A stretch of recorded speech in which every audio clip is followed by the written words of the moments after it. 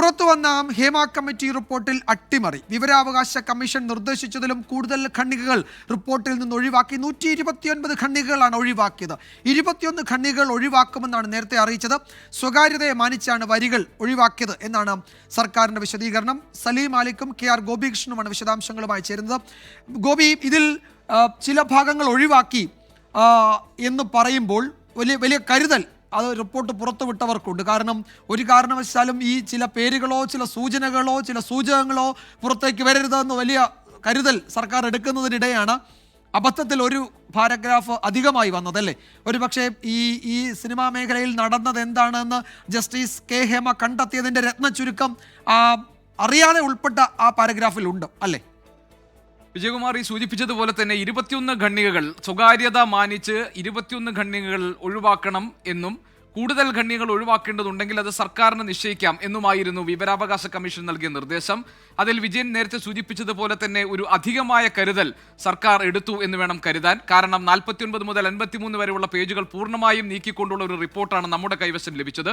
ആ പേജുകളിൽ തന്നെ ഈ സിനിമാ മേഖലയിൽ ലൈംഗിക ചൂഷണം അടക്കം സ്ത്രീകൾ നേരിട്ട വിവേചനം സംബന്ധിച്ച് പ്രധാനപ്പെട്ട ആളുകളിലേക്ക് ആരോപണത്തിന്റെ വിരൽ ചൂണ്ടുന്ന തെളിവുകൾ സഹിതമുള്ള കാര്യങ്ങൾ അതിനകത്ത് ഉണ്ടായിരുന്നു. ആ പേജുകളാണ് നീക്കം ചെയ്തത്.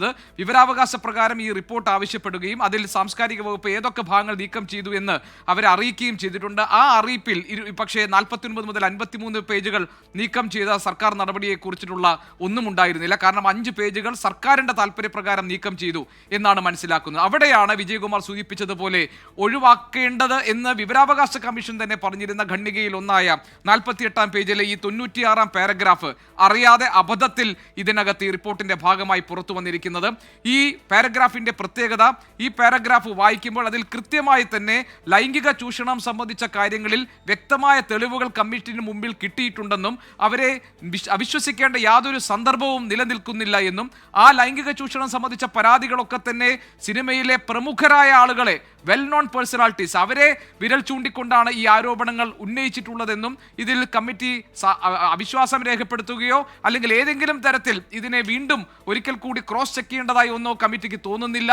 അത്രയ്ക്ക് ആധികാരികമായി ഈ അവർ നൽകിയിരിക്കുന്ന മൊഴികളെയും അവർ നൽകിയിരിക്കുന്ന തെളിവുകളെയും കമ്മിറ്റി സ്വീകരിച്ചിട്ടുണ്ട് എന്ന് ബോധ്യപ്പെടുത്തുന്ന 48-ാം പേജിലെ 96-ാം ഖണ്ഡികയാണ് വിജയകുമാർ പുറത്തു വന്നത്. ഇത് പുറത്തു വരാൻ സർക്കാർ ആഗ്രഹിച്ചതല്ല, ഇത് പുറത്തു വരാൻ വിവരാവകാശ കമ്മീഷൻ നിർദ്ദേശിച്ചതുമല്ല. കാരണം സ്വകാര്യത മാനിച്ച് ഒഴിവാക്കണമെന്ന് വിവരാവകാശ കമ്മീഷൻ ആവശ്യപ്പെട്ട 21 ഖണ്ഡികകളിൽ അബദ്ധത്തിൽപ്പെട്ടതാണിത്.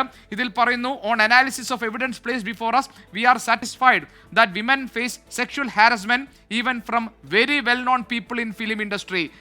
അതായത് സിനിമാ മേഖലയിലെ പ്രമുഖരായ വ്യക്തികളിൽ നിന്ന് ലൈംഗിക ചൂഷണം നേരിട്ടിട്ടുണ്ടെന്ന കാര്യം കമ്മിറ്റിക്ക് ബോധ്യപ്പെട്ടിരിക്കുന്നു. Who were named before the committee, അവരാരൊക്കെയാണ് എന്ന അവരുടെ പേര് വിവരങ്ങൾ കമ്മിറ്റിക്ക് മുൻപാകെ ഈ സ്ത്രീകൾ, ഈ നടിമാർ, ചലച്ചിത്ര പ്രവർത്തകർ നൽകിയിട്ടുണ്ട്. On considering the various aspects we have no reason to disbelieve what was stated before us regarding sexual harassment in film industry. അതുകൊണ്ട് അവർ ഞങ്ങൾക്ക് മുന്നിൽ നൽകിയിരിക്കുന്ന തെളിവുകളും മൊഴിവുകളും പരിശോധിക്കുമ്പോൾ അവരെ അവിശ്വസിക്കേണ്ട ഒരു കാര്യവും കമ്മിറ്റിക്കില്ല എന്നാണ്.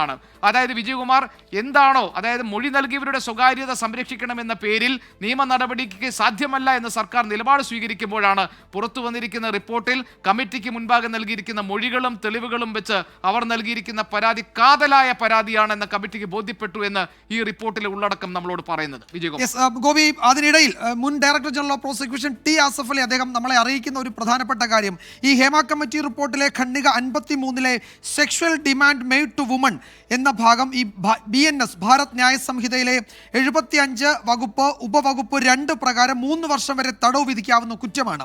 അതുപോലെ ഖണ്ഡിക 53-ലെ മറ്റൊരിനം സൈലൻസിങ് വുമൺ അണ്ടർ ത്രെട്ട് എന്ന് പറയുന്നത് 351 BNS 351 അനുസരിച്ച് 2 വർഷം വരെ തടവ് ശിക്ഷ വിധിക്കാവുന്ന കുറ്റമാണ്. അദ്ദേഹം ചോദിക്കുന്നത്, നാട്ടിലൊരു ബലാത്സംഗം നടന്നിട്ടുണ്ട് എന്നൊരു പോലീസ് സ്റ്റേഷനിൽ ഒരു പൗരൻ പോയി പറഞ്ഞാൽ പോലീസ് പരാതി ഉണ്ടെങ്കിലേ കേസെടുക്കൂ, അങ്ങോട്ട് പോകൂ എന്ന് പറയുന്നത് ന്യായമാണോ എന്നൊരു വലിയ ചോദ്യം കൂടി ചോദിക്കുന്നുണ്ട്. അതുപോലെയാണ് ഈ റിപ്പോർട്ട് കിട്ടിയിട്ടും നടപടിയെടുക്കാതിരിക്കുന്ന പോലീസിൻ്റെയും സർക്കാരിൻ്റെയും നീക്കം എന്നാണ് അദ്ദേഹം വിമർശിക്കുന്നത്.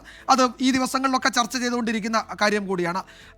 സലീം അലി കൂടി ചേരുന്നുണ്ട്. സലീം, വലിയ കരുതൽ ഇക്കാര്യത്തിൽ സർക്കാരിനുണ്ടായിരുന്നു. പേരോ സൂചനകളോ ഒന്നും വരാൻ പാടില്ല. അതുകൊണ്ട് വിവരാവകാശ കമ്മീഷൻ പറഞ്ഞതിനേക്കാൾ കൂടുതൽ പാരഗ്രാഫ് വെട്ടി. പക്ഷേ അങ്ങനെ വെട്ടുന്നതിനിടയിൽ വളരെ പ്രധാനപ്പെട്ട ഒരു പാരഗ്രാഫ് അതിൽ ഉൾപ്പെട്ടു പോയി. അതുകൊണ്ട് കുറേ വിവരങ്ങൾ പുറത്തായി. ഈ വെട്ടിത്തിരുത്തിയതിന് അല്ലെങ്കിൽ ഈ അട്ടിമറി നടത്തിയതിന് എന്തെങ്കിലും വിശദീകരണം നൽകാനുണ്ടോ സർക്കാർ വൃത്തങ്ങൾക്ക്?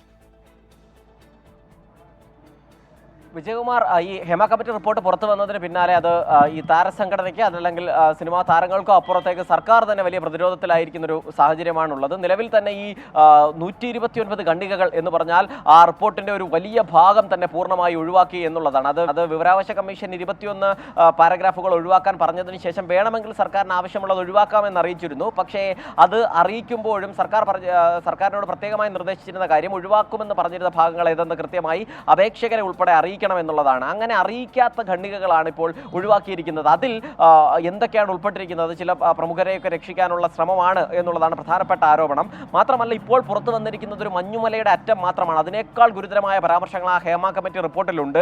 അതുകൊണ്ടാണ് അത്രയും ഈ എഫർട്ട് എടുത്തുകൊണ്ട് തന്നെ സർക്കാർ വല്ലാതെ കരുതൽ എടുത്തുകൊണ്ട് തന്നെ ഇത്രയും അധികം പാരഗ്രാഫുകൾ വെട്ടിയത് എന്നുള്ളൊരു വലിയ വിമർശനമാണ് ഇപ്പോൾ ഉയരുകയും ചെയ്യുന്നത്. സർക്കാർ പറയുന്നതാകട്ടെ ഈ തുടക്കം മുതൽ പറയുന്ന കേസെടുക്കാതിരിക്കാനും പറയുന്ന ഒരേ കാരണം അത് സ്വകാര്യതയെ ഹനിക്കുന്നുണ്ട് എന്നുള്ളത് മാത്രമാണ്. ആ കാരണം കൊണ്ട് മാത്രം, അതല്ലെങ്കിൽ ഈ ഒറ്റ വരി മറുപടിയിൽ സർക്കാർ ഇതെല്ലാം എന്തുകൊണ്ട് കേസെടുത്തില്ല എന്ന വിഷയവും എന്തുകൊണ്ട് ഇത്രയധികം പാരഗ്രാഫുകൾ ഒഴിവാക്കി എന്നതുമൊക്കെ എങ്ങനെ പ്രതിരോധിക്കുമെന്നറിയില്ല. എന്തായാലും ആ ഒരു ന്യായം കൊണ്ട് മാത്രം കാരണം ആ നിലയിലാണെങ്കിൽ ഏതെങ്കിലും തരത്തിലുള്ള പേരുകൾ മാത്രം ഒഴിവാക്കിയാൽ മതിയായിരുന്നു. ആ പേരുകൾക്കപ്പുറത്തേക്ക് വിശദമായ ഒരു പട്ടിക, അതിൽ തന്നെ ഏറ്റവും പ്രധാനപ്പെട്ട ഭാഗങ്ങളൊക്കെ അത് വിവരാവകാശ കമ്മീഷൻ തന്നെ നിയമവകുപ്പ് ഉൾപ്പെടെ പരിശോധിച്ച് ആ നിയമവകുപ്പ് ഉൾപ്പെടുത്താമെന്ന് പറഞ്ഞ ഭാഗങ്ങളൊക്കെയാണ് ഒഴിവാക്കിയിരിക്കുന്നത്. കാരണം ആദ്യഘട്ടത്തിൽ 21 ഖണ്ഡികയും 66 പേജും ഒഴിവാക്കാൻ നിയമവകുപ്പ് കൃത്യമായ റിപ്പോർട്ട് പഠിച്ച ശേഷം അതിൽ നിന്ന് ഒഴിവാക്കണമെന്ന് സർക്കാരിനോട് നിർദ്ദേശിച്ച ഭാഗമാണ് ആദ്യം ഒഴിവാക്കുമെന്ന് പറഞ്ഞത്. അതിനപ്പുറത്തേക്ക് കടന്നൊഴിവാക്കിയതിൽ സർക്കാരിന് എന്ത് ലക്ഷ്യമാണ്, അതല്ലെങ്കിൽ എന്ത് താല്പര്യമാണ് ഉള്ളത് എന്നുള്ളത് സർക്കാർ വൃത്തങ്ങൾ തന്നെയാണ് വ്യക്തമാക്കേണ്ടത്. വിജയകുമാർ. ശരി സലീം അലിക്ക്, 129 ഖണ്ഡികകളാണ് ഒഴിവാക്കിയത്. 21 ഖണ്ഡികകൾ മാത്രം ഒഴിവാക്കുമെന്നാണ് നേരത്തെ അറിയിച്ചത്.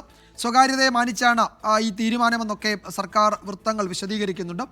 ചില പേജുകളും അപ്പാടെ ഒഴിവാക്കിയിട്ടുണ്ട്. അപ്പോൾ അതിൽ ഒരു പക്ഷേ കുറെ കൂടി തൃപ്തികരമായ മറുപടി നൽകാൻ സർക്കാരിന് കഴിയുമോ എന്നത് അടുത്ത മണിക്കൂറുകൾ വ്യക്തമാക്കും. വാർത്താമഴ തുടരും ചെറിയ ഇടവേളയ്ക്ക് ശേഷം.